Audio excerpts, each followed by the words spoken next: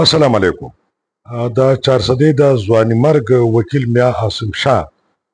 په شهادت باندې به خبره کومه د چا د مرګ دعوه چې د چارسدې سټي پولیس سټیشن په اس ایچ او بهرمن شاه سب انسپکټر باندې شوې ده. په دې اړه باندې د پولیس د پولیس د ملګرو مواقف چې دی نو یو شانتي دی او د بل فریق د چانه چې دغه ماشوم بچي وجل شوی دی نو د اغي د ملګرو او د موقع د خلکو مواقف چې دی نو هغه سبل رنگ دی نو زه ټول خبره تاسو ته اقدام او انصاف تاسو کتونکو اوریدونکو ته پرېږدم چې څوک په حق دي او څوک په ناحق دي. خو د ټولو نه مخکې دا کوم خلکو ته چې پته نه وي نو دا د غمجنې واقع بنیادی تفصیل تاسو ته اقدام میا عاصم شاه اډوکیټ خپل گاونډي سره د اوبو د ناله د لارې د اوبو سره تنازع وا په هغه کې څه بدمزګي شوی و او تریخوالی شو په هغه کې مشرانو دا فیصله وکړه چې مل د پښتو د گاوند دی او دا څه دومره غټه خبره نه ده نو په اوجره کې راټول شو او د یو روغې جوړې او د تصفیه خبره کوله د میا عاصم شاه اډوکیټ په اوجره کې د هغې خپل خپلوان او د هغې ګاونډیان سره کېناستل او په دې موضوع باندې خبرې کولې. نه په دې کې تاوتریخوالی شوی، نه په دې کې جنګ جګړه شوې ده، نه ډز شوی دی، نه په دې کې د مخکې نه مړی و، نه څه د جایداد تنازع وه، خو د لارې کوڅې یوه عامه خبره وه او داسې څه احتمال نه و چې په دې کې به څه مسلې وشي. څنګه چې تاسو ته پته ده چې اکثر زموږ خلک دشمندار دي او ځان سره وسله ګرځي. بعض سنجیده نوید جرګوله خلک بغیر وسلې ځي او که وسله لاړم شي یوم شي نو په یو ځای کې جمع کړي شي او هغه د درېمګړي فریق ځای ته ځي، خو چونکې دا یوه عامه خبره وه او نو په دې کې دغه شانتې څه پابندي نه وه، خو فریقینو سره وسله چې وه نو فریقینو سره شخصي طور ځاني طور نه وه. تاسو ته پته ده په اشنغر کې دشمنی دی او خلک لایسنسداره وسله ګرځي. دغلته په جرګه کې ناست یو تن و چې ویل کېږي د هغه ایوب نوم دی او هغه د پړانګ اوسېدونکی او هغه مخرور او پولیس ته مطلوب او دا بهرمن شاه اس ایچ او ګنمن زیات چې دی هغه وپېژانده چې دا خو هغه ایوب مخرور دی او هغه سره امپور ټوپک او زیات په هغه وردانګل د هغه نه هغه ټوپک اخیسته او په دغه سوک سپېړه او اګړم بګړم کې دغه ټوپک وچلېده او په هغې میا عاصم شاه اډوکیټ چې دی په سینه ولګېده، په موقع شهید شو او دوه اسپایان چې دي نو هغه زخمیان شو. ویل کېږي دا چې کله اس ایچ او دغلته حجرې ته لاړه د میا عاصم شاه پلار میا محسن شاه کاکا خیل د هغې حجرې ته لاړل نو وکیل صاحب میا عاصم شاه هغه سره خپل تعارف کړی دی چې زه وکیل یم، زما ورور هم وکیل دی، حالان کې پېژنګلو وه خو په رسمي توګه یې ورته ویلي دي چې یو خو دا ده چې تا سره څه وارنټ شته، څه اف آی آر شته، څه شکایت دی، څه جنګ جګړه ده، څه موږ تا ته مطلوب یو، په کومه طریقه چې ته رالې چاپه د ولګولو په حجره کې منډه پښتو دی د ناست خلکو نه ټوپک اخلي نو دا خبره خو چې ده اصولا او اخلاقا قانونا چې دی نو دا ټیک نه کوي. په دې باندې خبره روانه شوې ده او وایي چې بهرمن شاه تماچه راوښکله هغه ډز وکړو او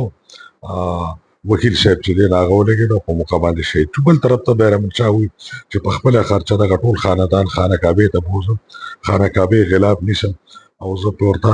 قسم خورم چې زه بېګناه یم، ما ډز نه دی کړی، زه چې څه وایم نو دا واقعه داسې شوې ده. د رحمان سینجي مخامخ د وکیل صاحب د کور دی او د ډي پي او دفتر او چارسدې تاړه تقریبا دا د دې دا کور په مینځو معنه کې راځي. د پولیسو وینا دا ده چې چا درېمګړي ټلیفون کړی او هغه وایي چې دغلته څه جرګه ده او په هغې کې لګیا دي ډزې کېږي یا د جنګ احتمال دی د امن قایم ساتلو لپاره اس ایچ او صاحب چې دی نو هغه لاړو او دا واقعه وشوه. بهرحال د پولیس چې کوم موقف دی چې دوه اسپایان لګېدلي دي نو د وکیل صاحب خاندان او د موقع خلک دا وایي که اسپایان لګېدلو نو د هغې وینه با زمونږ په حجره کې وه، جب کې د حجرې نه بهر لرې په سړک باندې وینه پرته ده. پولیس والا په پسته کې د خپل اسپایان په خپله د کیس کراس کولو لپاره ویشتلي دي. بل الزام دا لګوي چې زمونږ په حجره کې کومې کیمرې لګېدلې وي سی سی ټي نه هغه پولیس پورلي دي. بل طرف ته پولیس ته مخامخ د رحمان سینجي کې چې کومې کیمرې لګېدلې دي، نو د هغې فوټیج هغې چې دی نو د خپل حق دپاره استعمالوي. پولیس چې دی نو د وکیل صاحب پلار، د هغې مشر اشفاق او نور مشران هم نیولي وو. هغه یې 3-4 ګنټې حبس بیجا کې ساتلي وو. د تاړې دروازې بندې وې. تاجرانو، سیاسي خلکو، سماجي خلکو چې دی مظاهره کړې وه، تاړې ته لاړو. بهرحال بیا د ډیپټي کمشنر 400 ډاکټر صاحب عظمت وزیر په دفتر کې د پریخانو سره جرګه وشو. جانبین چې دی په یو بل FIR کټ کړي شو. ډي پی او او د پولیس محکمه د PR ډپارټمنټ په دې واقعه خاموش و. چې کله تنقید زیات شو نو ډي پی او 400 محمد وقاص خان پرون منتخب د میډیا خلکو سره یو منتخب شانت سوال او جواب او پریس کانفرنس کړی دی. هغې کې چې کوم سوال جواب د خبرې دي هغه ستاسو مخې ته اقدمه واقعه شوې ده په 22 اګست. ډي پی او صاحب وایي چې په 22 اګست باندې موږ انکوایري آرډر چې کړی دی د دې واقعه باره کې. سجاد احمد د ایس پی انویسټیګیشن 400 د هغې مشر دی. بیرمن شاه سسپینډ شوی دی په 22 اګست باندې کلوز ټو پولیس لاین دی. چارج شیټ چې بیرمن ته ورکړی شوی دی هغه وایي چې په 22 اګست خو مزیداره خبره دا ده چې په چارج شیټ باندې د ډي پی او صاحب دستخط خو شته خو تاریخ نشته. نو د پولیس په دونه ضروري دستخط چارج شیټ باندې چې دی نو تاریخ نه کېدونکي دغه نور دستاویزات سړی په شک کې مبتلا کړي چې دا د مرکې نه د اخباري مرکې نه مخکې شاید چې دی جوړ شوي دي، ځکه دا ډېر لوی غلطۍ دی. په 28 اګست باندې ډي پي او صاحب RPO مردان ته یو خط لیکلی دی چې دا کیس مردان ضلع ته ټرانسفر کړي چې شفاف انکوایري وشي. په 29 اګست RPO مردان چې دی یو انکوایري ټیم مقرر کړی دی. د هغې مشري نثار احمد انویسټیګیشن ایس پی انویسټیګیشن مردان کې، راغب خان ډي اس پی انویسټیګیشن، انسپکټر ګلشیر خان انویسټیګیشن وینګ مردان او سب انسپکټر اختر حسین انویسټیګیشن وینګ مردان چې دی هغې دا انکوایري کوي. بله مزیداره خبره دا ده چې په 28 اګست باندې د لاهور های کورټ نه بیرمن شاه عبوري ضمانت پروټیکټیو بل راهداري بل اخیستی دی چې د هغې کې مخکنی تاریخ چې دی نو هغه 8 سپتمبر دی. عموما چې دی نو د BBA په داسې کیسونو کې د 2-3 ورځو نه اوږد تاریخ نه وي د ډېرو خاص خلکو، خو دا د 8 سپتمبر پورې ډېر اوږد تاریخ ورکړی شوی دی. پېښور های کورټ شو یا اسلام آباد های کورټ یا بل های کورټ په ځای باندې خبره لاهور های کورټ ته لاړه ده. په 28 اګست باندې هغه چې دی نو پروټیکټیو بل اخلي بیرمن شاه. په 28 اګست هغه کیس منتقل کیږي. کله چې په پولیس دا اعتراض وشو چې ډایرکټ چارج SHO بیرمن شاه تاسو ولې نه ګرفتاروئ، نو د هغې دپاره یو ډېر عجیبه منطق او تاویل پولیس وړاندې کړ چې د پولیس رولز 1934 د دفعه 26(2) تر مخه سزا چې دی دا انتقام نه دی بلکې دا انصاف دی.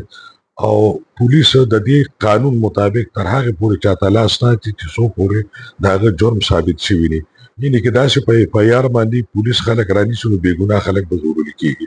سوال دا پیدا کېږي د پاکستان په تاریخ کې، بیا د پښتونخوا په تاریخ کې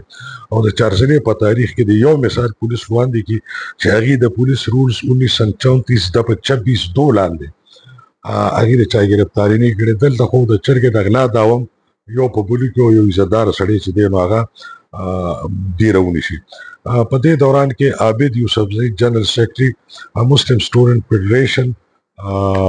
مسلم لیگ نون د هغې د طالب علمانو د صوبایي جنرال سیکرټري دغه تنظیم د پښتونخوا عابد یوسفزۍ هغه غوښتنه کړې چې JIT جوړ شي، جاینټ انویسټیګیشن ټیم. پکار دا وه د هم پولیس په د پولیس انکوایري کې د مردانې کې د 400 پکار خدا و چې د جوډیشل انکوایري وشي، پکار د JIT جوړ شي، په هغې کې د ایجنسو او د سیکیورټي ادارو خلک یې ذموار خلک یې او هغه یو شفاف انکوایري وکړي او دا پته ولګي چې قصور د چا دی، څوک ګناهګار دي او څوک بې ګناه دي. دا وخت کې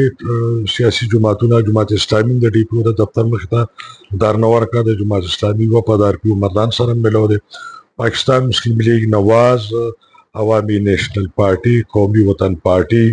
او نو تاجرانو تنظیمونه او د اشنغر د 400 بلکې د ټولې صوبې څومره سیاسي او غیر سیاسي تنظیمونه د هغې په دې دغه مراجعه اظهار کړی دی، احتجاج یې کړی دی. پېښور بار چې دی نو هغې هړتال هم کړو مختلف بار کونسل چې دی نو هغې د دې مذمت کړی دی دې وخت کې سوال دا پیدا کېږي چې د چارسدې ضلعې د پولیس مشر چې دی دا هغه ناست دی او د هغه یو کشر دا حرکت وکړو په چارجشیټ کې ډي پي او صاحب بیرمنشاه ته لیکي چې تا غیر پیښورانه حرکت کړی دی تا غلطۍ کړی دی تا قانون پایمال کړی دی تا یو پرمنه جرګې حصه نه جوړه شوې تا په تصفیه کې کردار نه ادا کړی تا نقص امن د اندیشې نه دی خبره نقص امن ته بوتلې ده یعنی که تاسو چارجشیټ د ډي پي او وګورئ بې تاریخه دستخط شوی په هغې کې هغه ټول الزامات ډي پي او